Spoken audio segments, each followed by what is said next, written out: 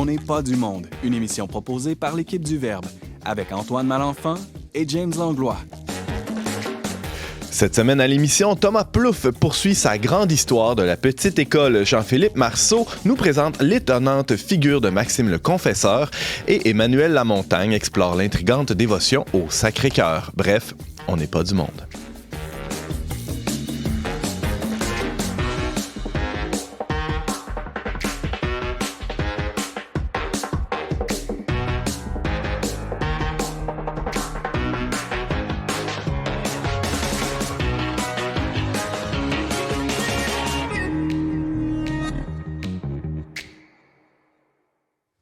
Bonjour à tous, bienvenue à votre magazine Foi et Culture. Ici Antoine Malenfant, en compagnie du coronarien James Langlois. Bonjour James. On ne sait plus où tu vas chercher tes expressions, mais oui, coronarien, je suppose que c'est parce que je suis quelqu'un qui a du cœur ou qui a des problèmes cardiaques. T'as du cœur au ventre. Ah ouais, t'as du cœur au ventre. Non, mais c'est parce que j'essaie de faire des liens avec les chroniques du jour. Puis là, on parle du cœur aujourd'hui. Du cœur, puis aussi, on a un peu mal au cœur parce que c'est la dernière de la saison.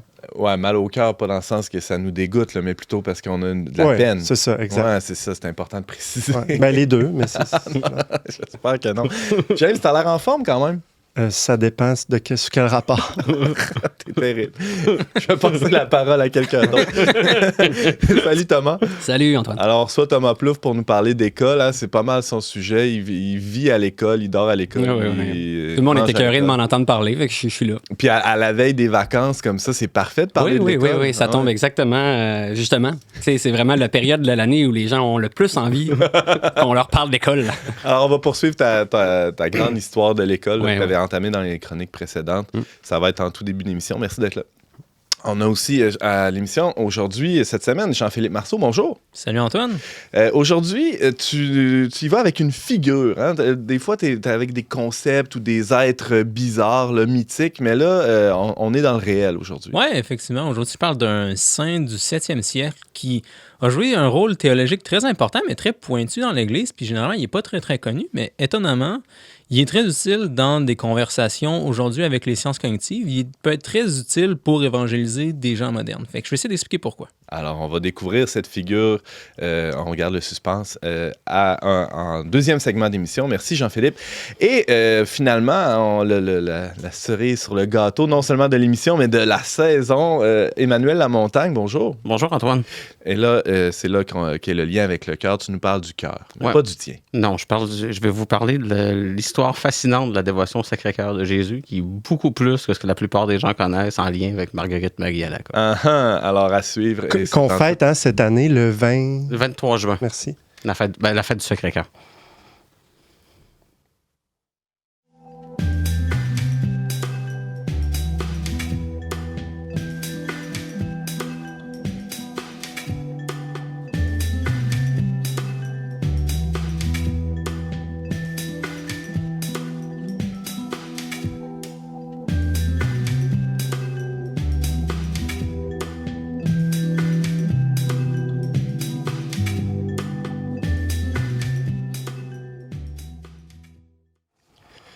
Dans ses deux chroniques précédentes, Thomas Plouffe avait entamé le projet ambitieux de nous tracer l'histoire de l'école. On avait alors couvert avec lui les périodes de l'Antiquité, puis du Moyen Âge et de la Renaissance.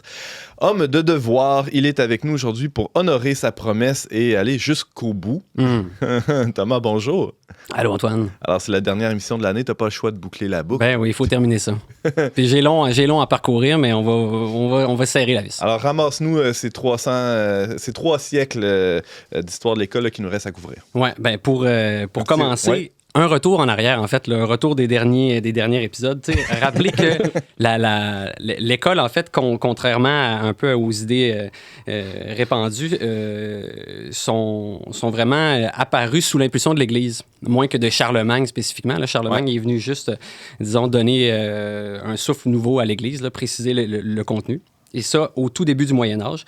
Puis après ça, dans la deuxième chronique, je parlais plus du début de la Renaissance, puis de tout ce qui c'est de ce qu'on a appelé le grand décentrement, c'est-à-dire vraiment l'être humain qui se redécouvre lui-même, qui redécouvre son monde, puis par la force des choses, le début de la pensée humaniste et les influences que ça a eu sur l'école, mais peu sur la pédagogie. C'est-à-dire que durant cette période-là, durant le début de la Renaissance, on a de plus en plus, notamment grâce ou à cause de la réforme protestante puis de la contre-réforme catholique, il y a de plus en plus d'écoles.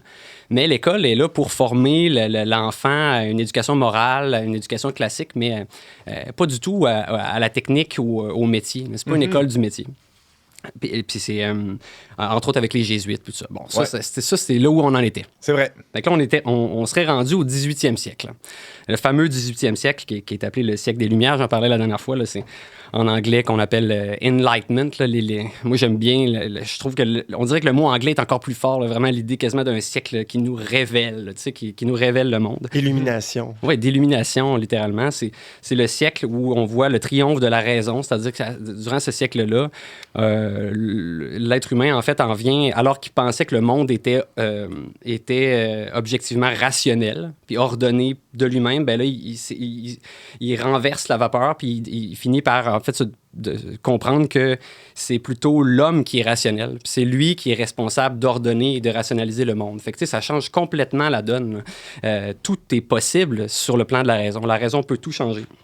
Moi, j'aime bien l'image de la Renaissance, pas de la Renaissance, mais de l'histoire humaine, qui est un peu, si on la regarde en ensemble, est un petit peu comme à l'image de l'histoire d'un seul individu. Puis dans cette optique-là, ben, la Renaissance serait un peu l'adolescence de l'histoire humaine, dans la mesure où est-ce que c'est l'homme qui s'épate, qui se révèle à lui-même, qui se découvre et nécessairement qui se sent capable de transcender Dieu, comme un adolescent qui se regarde découvre. dans le miroir puis tiens, j'ai des muscles ici, ici. Ouais, oui, ce qui est très bien, mais qui peut nous amener évidemment dans la vanité, dans l'orgueil, puis il se sent capable de transcender Dieu. Donc, puis ce siècle-là, pour cette raison-là aussi, c'est aussi un grand siècle de philosophes. Puis notamment un philosophe qui est venu complètement bouleverser tout le milieu de l'éducation. Lequel? Gigi. Oui, Gigi. On ne parle pas de Jean-Jacques Goldman, évidemment. Mais Jean-Jacques Rousseau, qui est un philosophe qui on pourrait dire tout changé complètement. Puis, qu'est-ce qu'il avançait, Rousseau? C'était que il croyait en fait que pour lui, la société était fondamentalement inégalitaire, puis elle corrompait l'être humain. Puis, pour cette raison-là, ben, il fallait essayer de revenir à une espèce d'état de nature. C'est-à-dire qu'on avait un état qui, lui, n'était pas corrompu, puis qu'il fallait essayer de retrouver. Puis l'archétype de cet état-là de nature, c'est l'enfant. L'enfant dans sa pureté, qui, lui, dans sa bonté originelle, qui représente ça.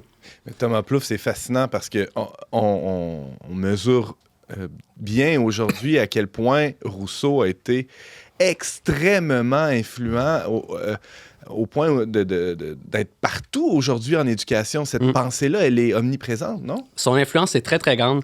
Mais ce qui est intéressant, c'est que de son vivant, et même pendant assez longtemps, là, Rousseau a eu presque aucune influence. C'est-à-dire qu'il a été critiqué, essentiellement décrié, critiqué de son vivant. Puis il y a eu quelques tentatives de penseurs comme Froebel qui, a posteriori, on s'aperçoit qu'ils ont changé, qu'ils ont été influents, mais sur le coup, ils ont fait des petites tentatives là, d'expérimentation de la pensée de Rousseau, mais rien de majeur. Puis ça, jusqu'au 19e siècle, jusqu'à en fait la fin du 19e siècle. On arrive presque à nous. Là. On va se toucher quasiment. Non, mais c'est important de le voir. Là. C'est tout près. Là. C'est 150 ans derrière nous. Puis, ce qui est arrivé, en fait, au 19e siècle, pourquoi on a redécouvert Rousseau, c'est qu'il y a d'autres éléments qui ont changé au 19e siècle, notamment, en fait, toute la chute de la monarchie, puis la recherche le retour de la démocratie, en fait, dans les sociétés. Puis cette démocratie-là, mais pour qu'elle se concrétise, ben les sociétés se sont rendues compte, en fait, qu'il fallait éduquer le peuple. Il fallait que le peuple soit éduqué pour qu'une démocratie ait du sens. Fait que ça a eu une influence sur la création des écoles. Puis simultanément, ben, il y a eu toute la révolution industrielle qui a été majeure à cette époque-là. Puis, il fallait faire de la chair à usine. Il fallait enseigner les sciences, les techniques, puis il fallait, pour répondre aux besoins économiques d'aujourd'hui et de demain. Puis ce qui fait que, à cette époque-là, l'école, dans beaucoup de grands pays industrialisés, l'école est devenue obligatoire, gratuite, obligatoire, et laïque assez rapidement. Puis ça, c'est un élément, à mon sens, c'est le point tournant, là, parce qu'en fait, il faut comprendre que l'école est devenue obligatoire, gratuite, en quelque sorte, main dans la main avec le développement économique. Donc, elle s'est construite en réponse à un projet de démocratie, mais aussi en réponse à des impératifs économiques. Fait qu'encore aujourd'hui, là, on est encore toujours en conflit entre des grands idéaux, puis, autrement dit, la vocation de l'école, qui est aussi de répondre à nos besoins sociétaux. Ben ouais, besoins sociétaux, besoins économiques en Exactement. premier lieu. On le voit bien dans les débats ou quand l'éducation fait surface dans les médias, c'est en lien avec la formation de la main-d'œuvre assez régulièrement. Et là, on n'est pas dans la pureté de l'élévation de l'âme d'une personne. Là, on est dans des trucs très concrets. Mais pourtant, à cette époque-là, bon, il y a eu ce mariage-là entre l'école puis le développement économique, mais il y a aussi eu tout un mouvement de grands pédagogues qui sont venus, en fait, remettre en question la tradition pédagogique qu'on appelait. Parce que, tu sais, dans tous les siècles qui précédaient, la pédagogie n'avait pas beaucoup changé. C'était presque toujours les mêmes méthodes de mémorisation, imitation du maître, puis une logique qui était vraiment du dehors vers le dedans, c'est-à-dire l'adulte arrive avec son programme et enseigne à l'enfant, l'enfant apprend. S'il n'apprend pas, c'est que le programme n'était pas conçu pour lui. De toute façon, il y a d'autres choses à faire. Donc, il y avait cette logique-là. Puis là, les pédagogues, il y a eu plusieurs pédagogues qui sont venus complètement changer ça. Maintenant, ils ont même appelé ça la révolution copernicienne de l'éducation parce qu'ils disaient, autrement dit, comme Copernic, ce qu'il avait découvert, avant, le programme était... c'est-à-dire l'enfant gravitait autour du programme. Ouais. Puis maintenant, ce qu'on cherche à faire avec le nouveau, c'est de faire en sorte que le programme gravite autour de l'enfant, qu'on soit centré sur l'enfant. Puis c'est là que ils sont allés puiser dans Rousseau. C'est là qu'ils ont repris ces idées. Puis de ça est né ce qu'on a appelé la pédagogie nouvelle. C'est vraiment le courant qui est né à la fin du 19e siècle, puis qui encore aujourd'hui, qui est dominant. Qui est dominant en théorie. Dominant en théorie, c'est-à-dire qu'il y a eu une immense influence.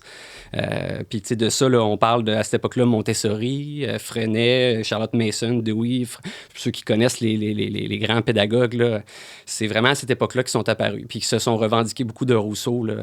C'est ça. Oui, et là, on s'approche de nous drôlement, là, parce qu'on est à peu près au tournant du 20e siècle. Oui. Tu parlais de Montessori. Là, on est au début du 20e siècle. Montessori, c'est à la fin du 19e, puis c'est au début du 20e siècle. Puis ils ont vraiment... Puis, bon, disons, ça s'est fait de façon peu harmonieuse avec la critique de la tradition s'est fait de façon peu harmonieuse, comme dans bien des cas. Là, j'aimais bien, il y avait une citation de, je pense, Snyder, là, qui disait « C'est un jeu séduisant que d'opposer tous les défauts du monde au charme de ce que l'on se propose de créer. » Autrement dit, pour mieux justifier sa nouvelle pédagogie, ils ont vraiment... il y a d'autres penseurs qui disent il a fallu démolir l'édifice antérieur, l'édifice traditionnel, pour reconstruire. Puis ce qui fait qu'ils n'ont pas été capables d'aller reconnaître peut-être certains bienfaits dans cette pédagogie. Fait que donc, il y avait... ça, c'est au début du 20e siècle.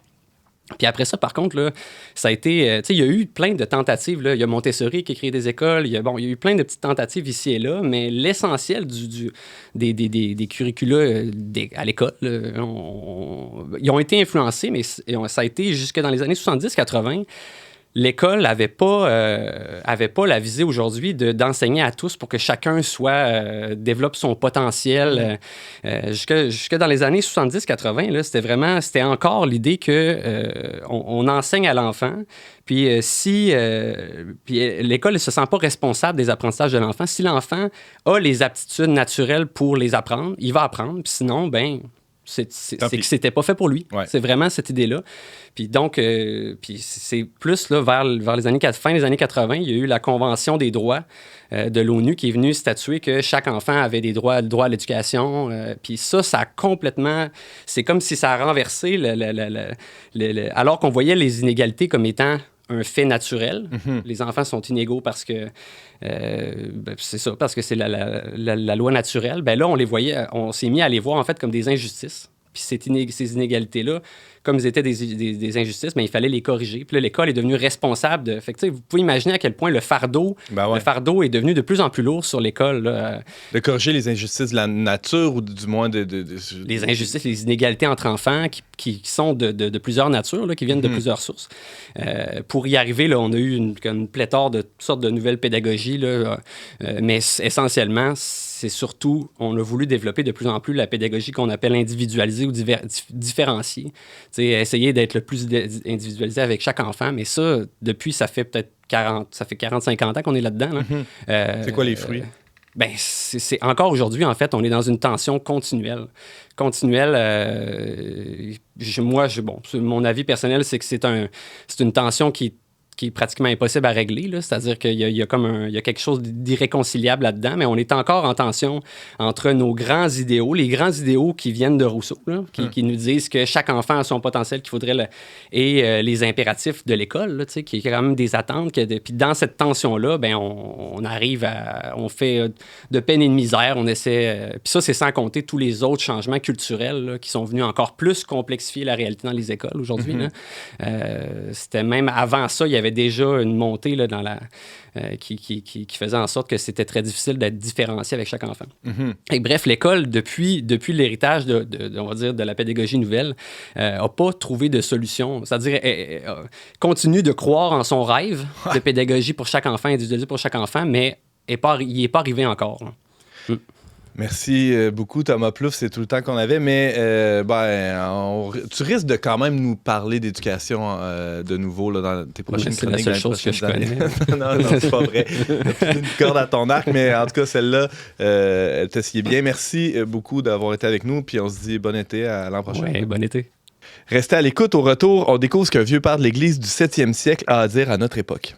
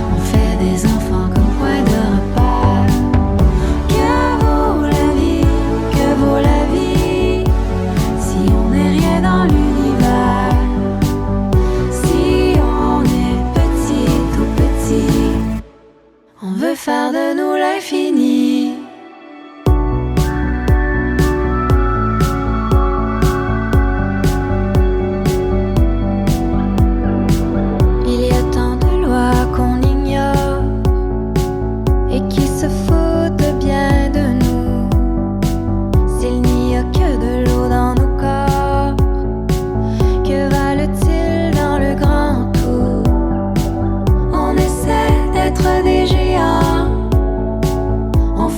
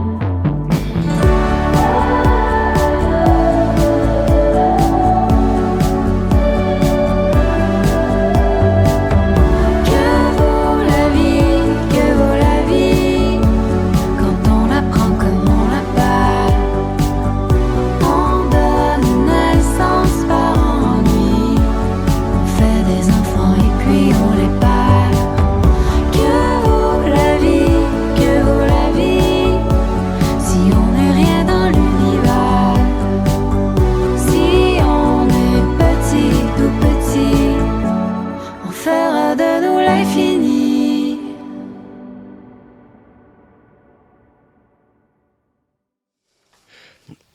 Vous êtes avec Antoine Malenfant, à la barre dont n'est pas du monde. On vient d'entendre Les Lumières dans le ciel des Sœurs Boulay. Relativement peu connue dans les églises d'Occident, la figure de Maxime le Confesseur commence à faire jaser dans certains cercles intellectuels parmi les plus influents aujourd'hui.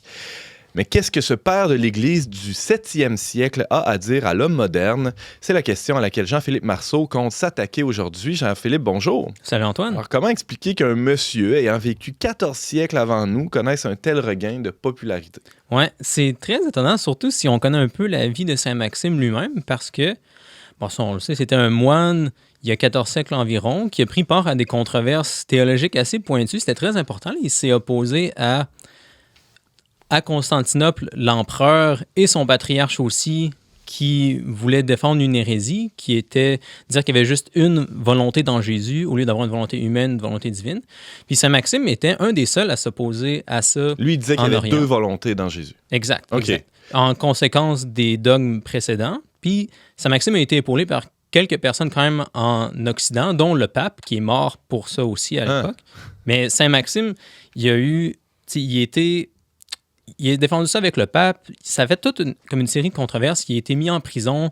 Éventuellement, il s'est fait dire, si tu n'arrêtes pas de dire ça, on va te couper la main, on va te couper la langue, tu ne pourras plus rien dire. Après ça, on va t'exiler. Puis Maxime, il a couper la main pour qu'il puisse plus écrire aussi. Exact. Ouais. Pour qu'il puisse plus défendre les dogmes de l'Église comme il était auparavant, contrairement à ce que l'empereur puis son patriarche disaient. Bon, finalement, Saint-Maxime a tenu vraiment jusqu'au bout. Il s'est fait couper la langue, couper la main droite. Il a été exilé. Finalement, il est mort en exil. Puis, assez âgé, là, 80. Ouais, il était assez âgé, surtout si tu te fais enlever la langue puis la main à cet âge-là, ça risque de pas aller très fort en exil. Non, c'est ça, il n'y avait pas les antibiotiques à l'époque là, pour gérer tout ça. Puis, il est devenu un saint pour ça. Il a été reconnu très, très vite comme un saint. Ouais. Puis, il n'y a pas eu d'énorme influence comme si explicite que ça dans l'Église. Évidemment, il y a eu une influence. Il continue d'avoir une influence en Orient. En Occident, il y a eu une grosse influence à travers notamment saint Thomas d'Aquin. Il a été traduit comme un siècle ou deux peut-être après sa mort. Puis, il était connu, disons, toujours par les théologiens, justement à cause de son rôle très important dans des controverses fondamentales. Mais je connais personne qui a une dévotion à Saint-Maxime. Là. Exact. J'en connais une seule. Ah oui? On la salue? On le salue. Mais ça, effectivement, c'est très rare. Mais la raison pourquoi il commence à être utile présentement, c'est que, disons, en ayant tellement étudié l'interaction entre les natures humaines et divines du Christ, en général, Saint-Maxime il a développé une anthropologie très, très forte, une vision de l'humain qui est très forte, puis qui ressort aujourd'hui, étonnamment, dans les sciences cognitives. OK. Puis, plus spécifiquement, quand on vient s'intéresser à la vision, c'est là où c'est le plus direct, parce que Saint-Maxime, en général, voyait l'humain comme un microcosme de Dieu. Qu'est-ce que tu veux dire? En disant que l'homme fait à petite échelle ce que Dieu fait à grande échelle, puis en plus, ça, c'est assez commun quand même l'idée de microcosme, mais là où Saint-Maxime va encore plus loin, c'est en parlant de l'être humain comme un médiateur qui vient comme terminer le travail de Dieu sur Terre. Il vient finir de rassembler les différentes extrêmes de la création. Puis, ultimement, Saint-Maxime voit que c'est vraiment Jésus qui réussit à accomplir ça, parce qu'Adam a échoué dans cette tâche-là. Mais il y a comme quand même une vocation à être co-créateur ou à participer à la création. Exact, c'est ça. On peut participer à notre échelle humaine, à ce que Dieu fait à l'échelle cosmique. Puis, à cause de ça, on va trouver des très bonnes concordances entre ce qu'on découvre aujourd'hui, notamment au niveau de la vision, mais en général sur la façon dont on perçoit les choses, puis ce que Saint-Maxime disait. Fait que pour commencer à comprendre ça, je pense que c'est bien de comprendre juste comment, disons, Saint-Maxime conçoit le travail de Dieu à l'échelle cosmique. Puis une bonne façon de le voir, parce que ça devient très, très abstrait très vite, je pense que c'est de regarder une histoire, regarder comme l'histoire qui est censée nous apprendre ça, c'est-à-dire la Genèse, dès le début. Parce qu'il y a un pattern qu'on voit se dessiner très rapidement dans la Genèse, dès les premières lignes.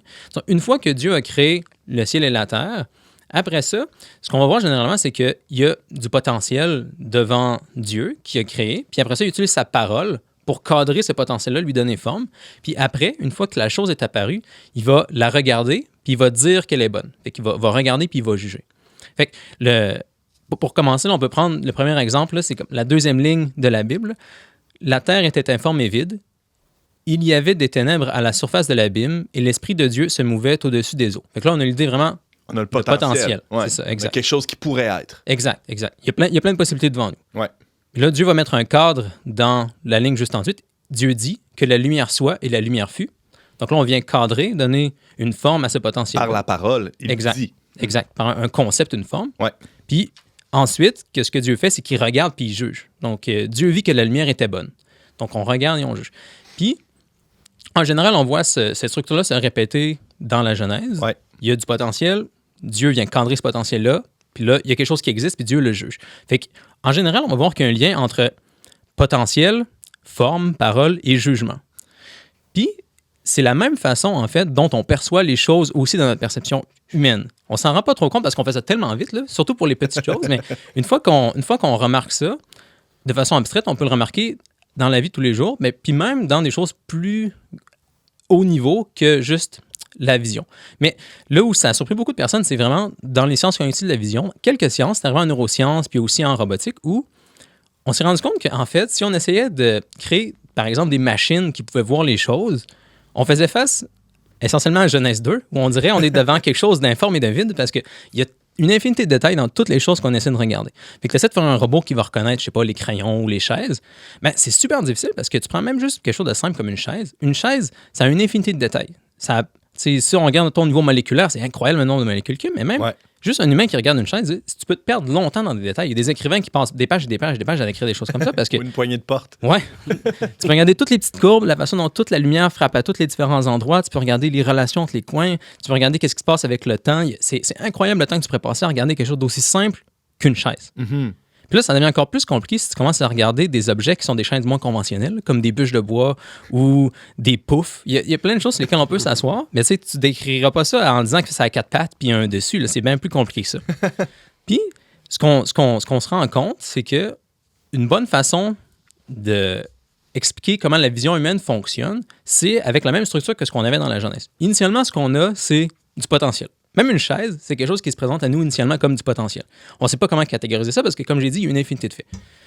Évidemment, nous, les humains, on est très, très bons pour catégoriser ça rapidement. Au moins, quand on est rendu des adultes, c'est pas si facile que ça pour les enfants. Là. Ça prend du temps à apprendre ce genre de choses-là. Mais ce qu'on va être capable de faire, une fois qu'on a le concept de chaise, l'idée, le logos, le verbe, la parole, une fois qu'on sait c'est quoi le concept de chaise, on vient cadrer ce potentiel-là. Puis là, tout d'un coup, l'infinité qu'il y avait devant nous dans la chaise vient de se contraindre. Puis là, on voit un objet, une chaise. Que ce soit un pouf, que ce soit une bûche, que ce soit une chaise normale à 4 pattes, on est capable de condenser ça. Ce qui était informe prend forme. Exact. On fait ça avec tout, en fait, sans s'en rendre compte. C'est juste qu'on est très, très bon. Une fois qu'on se rend compte que c'est comme ça que notre perception fonctionne, on peut le voir ailleurs aussi. Par exemple, peut-être l'exemple le plus classique que plein de personnes vont avoir eu, c'est, disons, si tu regardes un animal, mettons un chat, je pense que c'est peut-être ça qui est le plus commun. Tu regardes un chat qui est chez vous, chez quelqu'un d'autre, puis il est comme contorsionné d'une façon bizarre. Ça se peut que sur le coup, tu vois même pas c'est quoi. Tu sais pas c'est quoi. Tu vois comme un tas de fourrure, tu vois des couleurs, mais tu sais pas c'est quoi. Puis là, quelqu'un te dit, ça, c'est le chat. Puis là, tout d'un coup, clac, ça vient cadrer ce que tu vois devant toi. Puis là, tout d'un coup, tu vois le chat. Puis ça, c'est un exemple, mais en général, vous allez remarquer, ça peut même arriver aussi avec quelqu'un. Peut-être que quelqu'un que vous n'avez pas vu depuis 10 ans, disons. Puis là, comme la personne vous dit quelque chose, vous n'êtes pas trop sûr. Puis là, la personne vous dit son nom, puis clac. Là, ça clique. Tout d'un coup, ça vient se contraindre, puis vous voyez c'est qui cette personne. Mais la troisième partie du pattern, c'est juger. Là. Exact. Voir et juger. Comment ça s'applique dans les cas que tu viens d'énoncer? On fait ça aussi sans s'en rendre compte. Puis là, ça a un rapport avec le fait que pour créer des robots qui étaient capables de percevoir le monde, de contraindre la multiplicité en unités, il fallait que les robots aussi aient des buts. On ne fait pas juste comme écrire un programme d'ordinateur pour voir des chaises ou pour voir des pommes, etc. C'est trop compliqué. Ce qu'il faut qu'on fasse, c'est comme des humains, nous, quand on perçoit les choses, on les juge toujours vers un but. Puis là, c'est plus dur à dire pour des humains parce que ça a tellement de buts rendus à l'échelle humaine, mais quand on prend quelque chose de simple comme une chaise, on peut bien le voir. Parce que si quelque chose te permet, si quelque chose est bon pour t'asseoir, tu vas le reconnaître comme une chaise, le concept va vraiment fitter sur le potentiel qu'il y a devant. Tandis que si quelqu'un essaie de me faire croire que la table qu'il y a devant moi, par exemple, c'est une chaise, je reconnais que ça ne remplit pas ce but-là. C'est juste pas une chaise. T'es mêlé. C'est pas vraiment une chaise. Fait que dès qu'on applique un concept à quelque chose, c'est parce qu'on a aussi derrière la tête un but à l'échelle humaine, comme le but de s'asseoir sur quelque chose. Puis on est capable de reconnaître, OK, ça remplit ce but-là. Donc, le concept s'applique. Fait que comme dans la Genèse, il y a un lien entre passer du potentiel à un objet à travers un concept, puis le but de cet objet-là. Fait que Saint-Maxime voit l'humain, en général, comme faisant, notamment dans sa perception, mais c'est vrai pour d'autres choses aussi, la façon dont on perçoit des humains ou des histoires ou des civilisations, etc., c'est toujours en prenant une infinité de détails. Mais je regarde Antoine, disons par exemple. Antoine, il y a une infinité de détails, il est encore plus compliqué qu'une chaise. Mais hein? Il y a, juste pour en parler comme visuellement, ça serait long. Pour parler aussi de sa vie, ça serait très long. Je pourrais parler... Si je voulais décrire juste ton matin, je pourrais sûrement faire ça pendant des années. Là. Si je regarde tous les détails, comment tu as attaché tes lacets, c'est long, ça, à décrire ce genre d'affaires-là. Mais on est capable de condenser... Il met des bottes. Ça va être encore plus long. Fait on est capable de condenser ces choses-là temporellement avec des concepts, avec, par exemple, l'idée que, ultimement, ce que Antoine veut faire le plus, disons, c'est d'être simple. Là, sous cette histoire-là, il y a des histoires, Antoine va être un bon père, Antoine va être un bon chrétien, etc. On est capable de parler à différents niveaux, avec différents concepts, pour contraindre tout le potentiel, toute l'infinité de faits qu'il y a devant nous. Puis, on fait tout ça vers certains buts. Puis là, c'est là qu'on rentre dans la tâche d'Adam, comment Saint-Maxime voit ce que l'humain était censé faire. Bien, justement, vu qu'on doit condenser les faits, condenser l'infinité de possibilités devant nous dans des choses vers des buts, ben, ça donne à l'humain un rôle très important dans la création pour participer à la création des choses. Mettons, on peut le faire avec une chaise. Là. S'il n'y a pas d'humain, des chaises, ça n'existerait pas. Ça prend un humain qui a comme pour but de s'asseoir sur des choses pour que les chaises existent vraiment comme chaises. C'est pas comme s'il y avait rien, là. C'est pas comme s'il n'y avait pas de bûche, disons, s'il n'y a pas d'humain qui les regarde. C'est pas comme si, mettons, tous les humains disparaissaient demain, nos chaises à quatre pattes disparaîtraient, mais ils n'existeraient plus au même niveau de réalité. Ouais. Il y aurait encore des molécules, mettons, mais il n'y aurait plus d'entités sur lesquelles les humains ont pour but de s'asseoir. S'il n'y a pas d'humains en relation avec des chaises, ben, c'est plus des chaises, c'est des tas de molécules. Ça aurait plus de sens, c'est-à-dire de direction, d'objectif. Ouais. Puis Saint-Maxime voit que Adam, s'il était resté orienté vers Dieu pendant toute sa vie, il aurait pu voir clairement le but de toutes les choses, les concevoir, les contraindre de la bonne façon, les amener au bon niveau de réalité, puis s'arrêter l'offrande que Adam faisait à Dieu. Alors, tu es en train de dire que l'homme avait une vocation, disons, une destinée là, prévue par Dieu, un projet, et qu'à cause de la chute, a tout foiré, et qu'il n'est plus en mesure de l'accomplir, cette destinée-là ou cette vocation-là. Ouais. Fait que, par exemple, on peut le voir clairement avec... C'est une tragédie, excuse-moi. C'est vraiment épouvantable. Mettons, pour Saint-Maxime, la chute a brisé notre perception. On n'est plus capable de voir les choses puis les autres de la bonne façon. Parce que vu qu'on n'est plus orienté tout vers Dieu, on ne peut pas voir le but de chaque chose. Ultimement, le but de chaque chose, c'est Dieu. Mais vu qu'on a perdu notre contact avec Dieu, on ne peut plus voir les choses comme elles devraient l'être. On est quand même capable de voir certaines choses, d'amener des chaises à la réalité, etc. Mais là où c'est peut-être le plus dramatique, c'est la façon dont on voit d'autres personnes. Par exemple, après la chute, Adam n'est plus capable de voir Ève de la bonne façon. Il se met à la blâmer tout de suite pour des choses qui se passent. Il y a des problèmes entre Caïn et Abel qui arrivent tout de suite après. On n'est plus capable de voir l'image de Dieu dans les personnes autour de nous, puis de tourner ces personnes-là autour de Dieu comme on le devrait. Fait que ça a planté avec la chute. Puis là, y a-t-il une bonne nouvelle dans ton histoire? Il te reste une minute. Exact, oui. La bonne nouvelle, c'est que Saint-Maxime voit que Jésus, qui est la parole lui-même, vient redresser notre perception. Il vient détruire nos mauvais patterns, notre mauvaise capacité à voir les choses. Donc, il y a vraiment un côté de Jésus qui découpe, là, qui vient montrer aux gens où il y a de l'hypocrisie, qui vient montrer les péchés, etc. Mais c'est aussi que Jésus, en étant la parole elle-même, en étant le logos lui-même, en étant la source de tous les concepts des choses qui sont autour de nous, il vient nous remontrer à voir les choses comme il le faut. C'est la parole le verbe, là, le Christ qui vient organiser ce qui est un peu informe et nous permettre après de bien juger, c'est-à-dire juger l'autre à la lumière du plan de Dieu pour lui. Ouais. C'est une façon peut-être de le dire rapidement, c'est on a expliqué que dans la Genèse, au tout début, la parole de Dieu vient former les choses à partir de potentiel. Nous, en nous détachant de Dieu, on a brisé beaucoup de choses qui existaient, beaucoup de patterns qui étaient bien formés, puis on les retourne dans un état plus potentiel, disons un état qui n'est pas ce qui devrait être. Mais Jésus vient, la parole de Dieu, redescendre là-dessus, reformer les concepts, y compris reformer notre perception à nous pour qu'on puisse participer à la création comme on était censé le faire. Wow!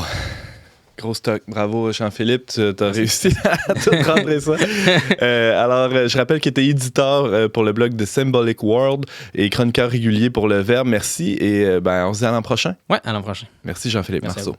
On fait une petite pause musicale et tout de suite après, Emmanuel nous parle d'un cœur brûlant qui se trouvait jadis dans tous les foyers canadiens français.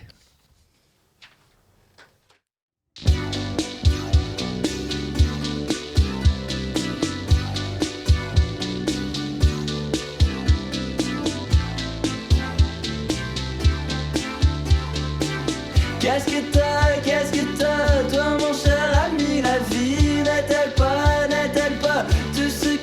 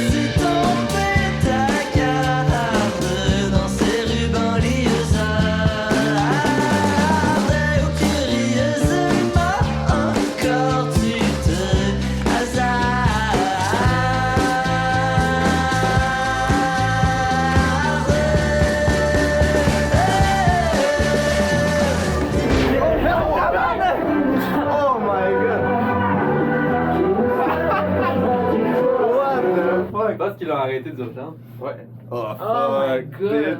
Hey man! Tu sais qu'on sautait trop? Ouais, peut-être. Peut-être faut qu'on fasse help. Non. Ça marche pas, là. Quelle idée que c'est une histoire qui ne serait contradictoire qu'au niveau des événements entre hier et maintenant, trop prévisible ou trop bizarre.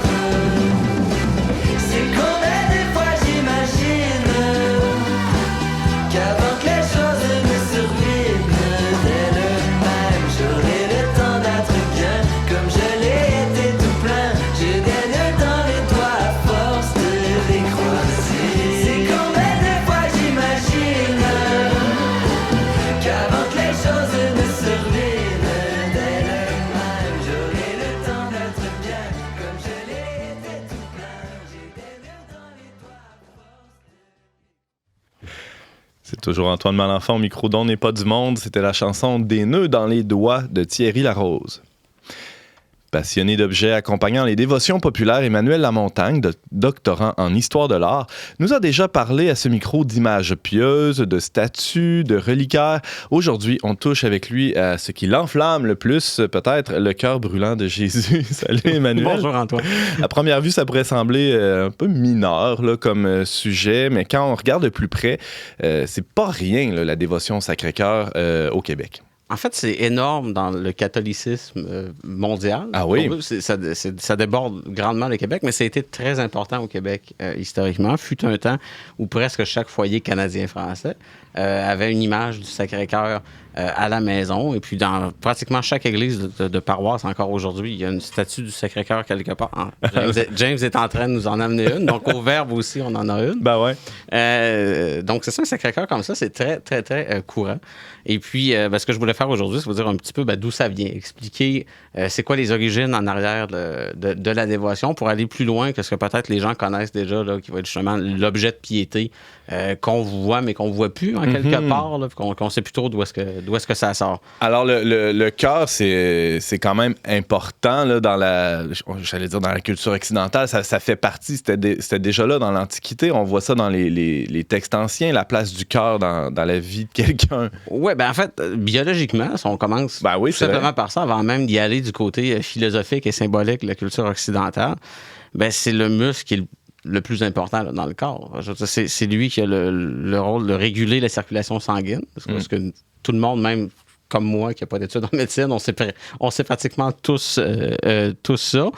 Et donc, c'est essentiel. Ouais. Ce qui a amené, justement, du côté philosophique, les anciens, comme Aristote, les anciens en général, là, qui ont considéré, eux, que le cœur était le siège des sensations. Ouais. Donc, la médecine moderne va démontrer que c'est plutôt dans le cerveau là, que ça joue. Là. C'est pas juste d'un point de vue biologique de dire que le cœur est le centre des sensations, mais l'idée a gardé quand même toute la valeur sur le plan symbolique depuis l'Antiquité. Puis il y a plein d'expressions de langage qui en témoignent. On pense à avoir grand cœur, ou j'ai lu le cœur béguisé en amour, ou des choses comme ça. Là. Donc, on a vraiment toutes les expressions en lien avec la sensation qui restent avec un muscle, en fait, qui n'a rien à voir dans la sensation. Donc, le côté symbolique est tout à fait resté. C'est clair. Le cœur a ses raisons aussi. Il y en a plein. Oui, il y en a plein. Il y en a plein. Ce qui nous amène, après ça, à la Bible. Ouais. Dans l'Ancien Testament, le cœur, il y a un rôle qui est double. D'abord, ça va être le symbole de vie ultime, justement de par son rôle biologique, mais il va être aussi considéré comme le siège de l'âme. Donc, la Bible va désigner le cœur comme le lieu de l'intériorité humaine. Donc, pour le texte biblique, donc c'est dans le cœur des hommes, par l'action du Saint-Esprit, que le dialogue va s'instaurer entre Dieu et sa créature. Donc, si on pense que c'est le siège des sensations, c'est par ce cœur-là que le dialogue avec Dieu va se faire. La médecine moderne vous dirait le cerveau, mais pour la Bible, c'est le cœur. Donc, c'est ce qui est important à retenir dans ça. Dans les prophètes aussi, on parle du cœur de Dieu, hein, qui garde le peuple près de son cœur. Il y a cette image-là, pas juste le cœur des hommes, le cœur de Dieu est présent aussi. Il y a vraiment plusieurs passages là, dans l'Ancien Testament qui mentionnent spécifiquement le cœur. Dans le livre de Jérémie, là, par exemple, donc Jérémie, chapitre 31, il dit « Voici donc l'alliance que je conclurai avec la communauté d'Israël après ces jours-là, oracle du Seigneur. Je déposerai mes directives au fond d'eux-mêmes, les inscrivant dans leur être. » Donc, l'être est à prendre justement pour le cœur, dans la perception de l'Ancien en tant que siège de l'âme. Il y a aussi Ézéchiel qui va aller encore plus loin là, avec l'idée de l'alliance, justement par le cœur. Dit, je vous donnerai un cœur neuf et je mettrai en vous un esprit neuf. J'enlèverai de votre corps le cœur de pierre et vous donnerai un cœur de chair. Donc, c'est un petit peu tout ça mène à la réponse humaine là, que la Bible va nous envoyer par rapport à ça, par rapport à l'alliance.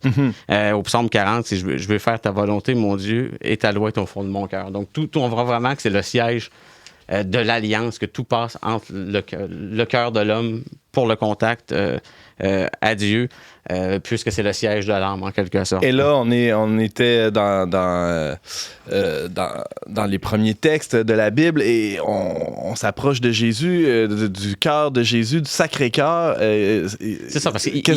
Est-ce qu'il a le Sacré-Cœur dans les évangiles? Évidemment, dans l'Ancien Testament, il n'est pas question du Sacré-Cœur de Jésus. Ben non, c'est ça. Et Jésus entra dans la maison de Marie et comment elle s'appelle? Marthe, et vit un Sacré-Cœur affiché au-dessus de la porte. Non, il n'y a pas ça, non? Non plus. Il n'y a pas ça dans les évangiles non plus. Mais il est évidemment question du rôle de l'alliance, par exemple, qui va être repris. Donc, si je vous ai donné toutes ces références-là vétérotestamentaires, c'est justement pour dire que c'est déjà prévu dans le plan divin, en fait. Là. Donc, on n'a pas besoin d'attendre la venue de Jésus pour parler du cœur de Jésus ou du cœur de Dieu en général. Donc, le Nouveau Testament va reprendre justement l'idée du cœur comme siège d'alliance. Donc, l'Épître aux Galates, il l'explicite là, clairement en disant là, « Et parce que vous êtes fils, Dieu a envoyé dans nos cœurs l'Esprit de son Fils, lequel crie « Abba, Père ». Donc, l'épisode vraiment le biblique en lien avec Jésus, qui a le plus le lien avec le cœur comme tel, va être au moment de la mise en croix. Tout ce qui est autour le cœur qui est transpercé par la lance de Longinus. Donc, le cœur ici vient vraiment comme le symbole de la nouvelle alliance, là, par le Christ qui fait le sacrifice sur la croix pour le rachat des péchés de l'humanité. Et de son cœur coule le sang et l'eau, c'est un peu ça l'idée. Exactement. Donc, c'est vraiment le Christ en croix là, qui va emmener l'idée du cœur. Et la première fête officielle, justement, qui va être consacrée aux fêtes, au cœur de Jésus, va l'être justement en lien avec cet épisode-là. Ça se trouve à être quand, ça, Emmanuel Lamontagne? C'est en 1353 par le pape Innocent VI qui proclame justement la fête de la Sainte-Lance dans l'Empire romain germanique. Donc, on fêtait plus la lance que le cœur, finalement. C'est l'objet, en fait, qui mène au cœur, si on veut. Faisons un saut dans l'histoire, Emmanuel Lamontagne. On passe quelques siècles où il n'y a rien de nouveau là, au niveau de la dévotion du Sacré-Cœur de Jésus. On arrive un peu plus près de nous. Il y a à peu près, 200 ans où il y a eu des apparitions? Non, c'est avant ça. C'est avant ça. Mais en fait, là, je vous dis, comme je viens de dire, la première fête, c'est au milieu du 14e siècle, vraiment officielle, reconnue par l'Église. Mais il y a une longue lignée d'auteurs chrétiens là, qui ont écrit à propos du Sacré-Cœur de Jésus. Puis ça commence très tôt là, avec Anselme de Cantorbéry, Bernard de Clairvaux, Albert le Grand. Bon, il y a un paquet d'auteurs du Moyen-Âge, puis ça va aller jusqu'à Saint-Jean-Eudes, Bossuet, pour en nommer là, des plus modernes, relativisons, des moins anciens un petit peu. Donc, la réflexion théologique est vraiment vaste là, à ce sujet-là. Puis, au niveau des apparitions, justement, que tu mentionnes, les premières officielles reconnues par l'Église remontent à 1199. Ah, quand même! Donc, c'est le Sacré-Cœur qui se manifeste à Ludegarde de Saint-Tron. Répète donc ça. Ludegarde de Saint-Tron. Je ne connais pas. Donc, vont suivre d'autres apparitions, notamment les plus connues, celle à Marguerite Marie Alacoque en 1675. Donc, qui va vraiment être le point de départ, si on veut, de la grande popularité que va connaître par la suite la dévotion au Sacré-Cœur de Jésus. Raconte-nous qu'est-ce qui s'est passé. Donc, Marguerite Marie, elle a un rôle central vraiment dans cette dévotion-là, parce que lors des apparitions, le Sacré-Cœur va faire 12 promesses à Marguerite Marie, dont la promesse justement de bénir les maisons dans lesquelles son cœur va être exposé, d'où les petites images qu'il y avait dans tous les foyers canadiens-français quelques siècles plus tard, mais ça part quand même des apparitions au 17e siècle. En arrière des petites images, d'ailleurs, il y a les 12 promesses. Exactement. Donc, il y a un paquet de petits papiers, là, j'en ai amené un ici, là, qui vont être distribué là, d'images. Désolé pour les gens qui nous ont seulement en audio. C'est meilleur pour ceux qui nous ont en vidéo sur YouTube. De toute façon, c'est une image noir et blanc. Ouais, c'est ça. C'est pas si belle ton image. Non, c'est vraiment juste une liste, mais je veux dire, c'est le genre de choses qui est distribué, qui était distribué de façon assez large. Énormément large. Là. Donc, c'est ça. Pour en revenir à Marguerite Marie, c'est toutes ces promesses-là qui vont faire que ça va être popularisé, si on veut, auprès du grand public et reconnu, évidemment, par les autorités ecclésiastiques. Et puis, tout ça un peu là, dans l'idée, justement, encore là, si on se rattache à l'Évangile, c'est que le Christ lui-même, dans l'Évangile selon Matthieu, dit justement de venir à lui, ceux qui sont fatigués, chargés, qui va donner du repos, qui va prendre le joug sur lui, justement, parce qu'il est doux et humble de cœur, et qu'on va trouver le repos en lui. Donc, tout ça se tient avec les visions, les apparitions à Marguerite Marie. Il va lui dire à Marguerite Marie, d'ailleurs, voici ce cœur qui a tant aimé les hommes et qui reçoit tant de gratitude. Exactement, qui est vraiment la phrase, je pense, la plus connue qui a été rapportée des apparitions, beaucoup plus la liste de 12 promesses. Là, c'est comme si la dévotion tentait de récupérer cette ingratitude-là des siècles. Là. C'est un peu ça que je suis pas sûr de comprendre ce que tu veux dire. Non, moi non plus. Mais là, oui, peut-être, oui. Non, mais c'est plus qu'on va avoir une dévotion, moins on va être ingrat envers le cœur de Jésus qui a tant donné pour nous. C'est ça. Okay. Merci, James. Donc, pour en revenir, si tu veux, à l'historique un peu, donc après, justement, ces apparitions-là... Ça n'a pas été reconnu tout de suite. Non. C'est ça, tout ça va prendre de l'ampleur tranquillement, comme un long crescendo, si on veut, qui va s'étaler justement de la fin du 17e siècle, donc 1675, du moment des apparitions. Évidemment, ça tombe pas comme un succès mondial le lendemain matin des apparitions. Là, il y a d'abord l'approbation par non, puis Internet était lent à cette époque-là. C'est ça, il n'y avait pas Internet. C'est ça. Donc, c'est vraiment au 19e siècle que la dévotion va prendre le plus d'ampleur. Puis en 1899, Rome va officialiser entièrement la dévotion au Sacré-Cœur de Jésus. C'était qui le pape à cette époque-là? C'était Léon XIII qui a officialisé ça. Donc, mais il vient mettre un sceau officiel sur quelque chose qui existe quand même, je disais, depuis le Moyen-Âge. C'est comme bien des piétés populaires qui étaient assez répandues pendant des fois plusieurs siècles avant que l'Église mette son sceau là-dessus et officialise la patente avec une fête, avec un texte officiel. Oui, c'est ça. Si je pourrais donner un exemple, le dogme de l'Immaculée Conception, c'est 1854. C'est quand même récent. Il y a quand même des traces là, qui datent depuis les débuts de la chrétienté. C'est un peu le même principe avec le Sacré-Cœur de Jésus. Donc, ce qui arrive, justement, c'est que Léon XIII, il va publier une encyclique à ce moment-là. Puis là, ça va rendre universelle cette dévotion-là. Donc, là, il va donner un coup de barre, là, justement, vu que le pape dit c'est légal, si on veut, c'est officiel, là, il va avoir une très grande popularité qui va s'en suivre, et d'où tout justement les petites images qui vont intégrer tous les foyers, les statues qui vont être dans chaque église, vu que ça a été officialisé par Rome. Qu'est-ce qui reste comme trace de ça aujourd'hui, Emmanuel? Il reste des statues dans les églises. Il reste beaucoup, au Québec, on a beaucoup de monuments à l'extérieur dédiés au Sacré-Cœur de Jésus. À l'extérieur des églises, il y en a pratiquement un par paroisse, dont la majorité ont été construits justement entre 1900 et plus ou moins 1925. Donc, ça, c'est quand les curés les ont pas mis dans la cave après le concile, là, mais c'est une autre affaire. Non, les monuments, ils ont rarement été démontés. Non, je parle des statues. Oui, les statues, oui. Les monuments à l'extérieur, ça, la plupart sont encore présents. Et c'est vraiment la Première Guerre mondiale qui va accélérer là, tout.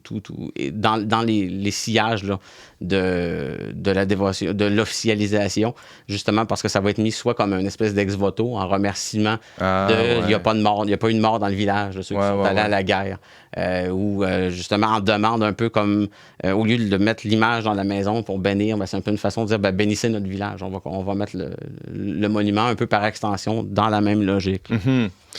Emmanuel Lamontagne, doctorant en histoire de l'art, merci beaucoup pour cette chronique sur le Sacré-Cœur de Jésus. On part de ça, on commence l'été avec ça. D'ailleurs, c'est la fête du Sacré-Cœur cette semaine. C'est le 23 juin.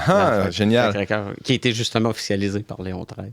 Merci beaucoup, Emmanuel. On se retrouve l'an prochain? Oui, tout à fait. Merci.